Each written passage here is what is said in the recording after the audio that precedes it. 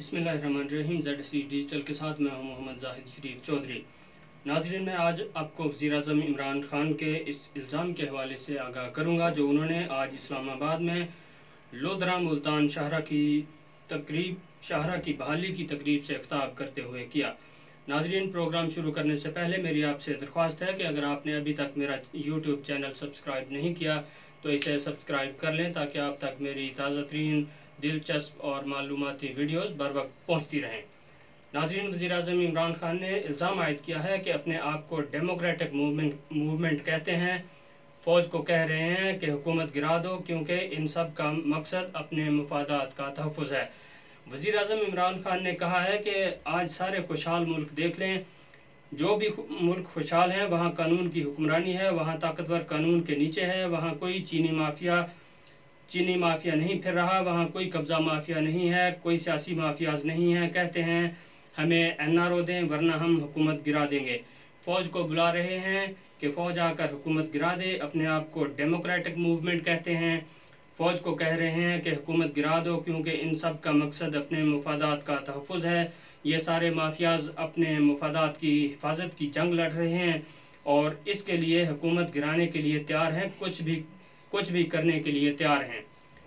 खान साहब फ़ौज को बुलाने और हुकूमत गिराने के हवाले से कोई सबूत भी कौम के सामने रखेंगे या सिर्फ अपोजिशन को बदनाम करने के लिए बयान ही दे रहे हैं?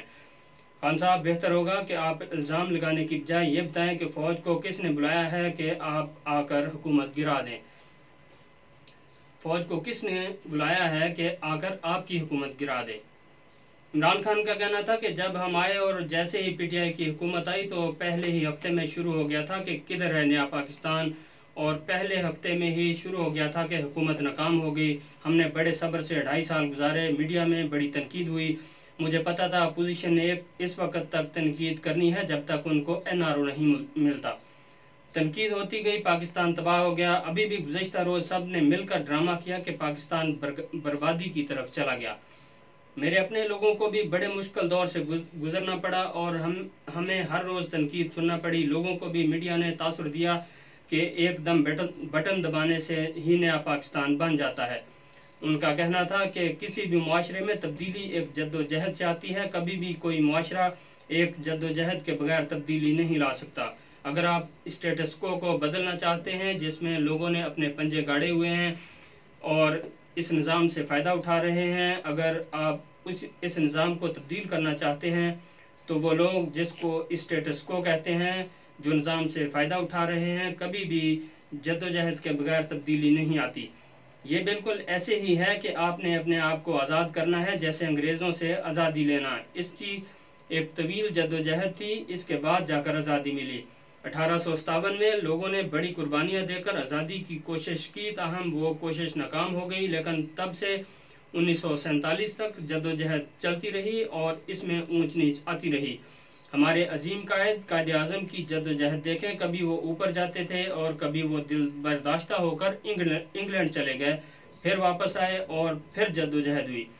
इमरान खान साहब ने यह भी आज फरमाया कि तब्दीली बटन ऑन करने से नहीं आती। खान साहब, ये आप खुद ही कहते थे कि 90 दिन में तब्दीली ले आऊँगा और आज कह रहे हैं कि तब्दीली बटन ऑन करने से नहीं आती बल्कि ये एक जद्दोजहद से आती है। खान साहब, आप माजी में कहते थे कि मैं 18-20 वजीरों की काबीना रखूंगा और किसी से ब्लैकमेल नहीं होऊंगा, लेकिन खान साहब आज आपने पूरे 50 वजीरों की फौज जफर मौज भर्ती कर रखी है और आप माजी के बयानात भूल चुके हैं और आज आप MQM, पाकिस्तान मुस्लिम लीग काफ, GDA, बलोचिस्तान अवामी पार्टी और दीगर छोटी पार्टियों और आज़ाद अरकान से ब्लैकमेल हो रहे हैं। खान साहब, आपने आज एक मरतबा फिर चीनी माफिया का जिक्र किया।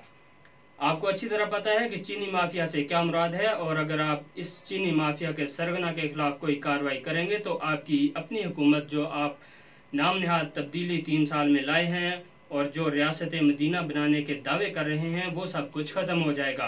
खान साहब, आपको अच्छी तरह पता है कि सेनेट इलेक्शन में आपके वजीर खजाना डॉक्टर अब्दुल हफीज शेख किन अरकान कौमी असम्बली के वोट न देने की वजह से यूसुफ रजा गिलानी से हार गए थे। खान साहब, आपने फिर इन्हीं लोगों से एतमाद का वोट भी ले लिया जिन लोगों ने आपके उम्मीदवार को सेनेट इलेक्शन में वोट नहीं डाला था। खान साहब, آپ کو ابھی بھی پتا ہے کہ جہانگیر خان ترین گروپ نے اگر آئندہ بجٹ میں ووٹ نہ دیا تو آپ کی وفاقی اور پنجاب حکومتیں ختم ہو جائیں گی۔ خان صاحب آپ اپوزیشن کو کہتے ہیں NRO نہیں دوں گا، جبکہ آپ کی تو اپنی حکومت جہانگیر ترین کی جانب سے دیے گئے NRO پر چل رہی ہے۔ خان صاحب اپنے لوگوں کے خلاف آپ اپنی ہی جماعت کے سینیٹر سید علی ظفر سے انکوائری کرواتے ہیں اور دوسرے لوگوں کے لیے نیب، FIA اور اینٹی کرپشن کے ادارے ہیں۔ نیب صرف PTI کے مخالفین کو پکڑتا ہے اور حکومت سے تعلق رکھنے والے کسی شخص کو نہ تو گرفتار کیا جاتا ہے اور نہ ہی کوئی تفتیش ہوتی ہے اور نہ ہی کوئی مقدمہ بنتا ہے، جبکہ مخالفین پر مقدمے بھی بنتے ہیں اور انہیں جیلوں میں 20 سالوں تک ڈالا جاتا ہے۔ عمران خان صاحب یہ بھی فرما رہے ہیں کہ ابھی ہمارا 50 لاکھ گھر بنانے کا منصوبہ ٹیک آف نہیں کر سکا۔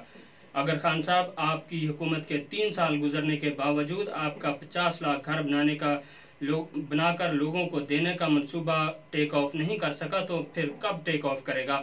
خان صاحب کیا گارنٹی ہے کہ حکومت کی باقی بچنے والی 2 سالہ مدت میں کوئی گھر بنا بھی سکیں گے کہ نہیں، یا لوگوں کو خیالی پلاؤ پر ہیٹر کھائیں گے؟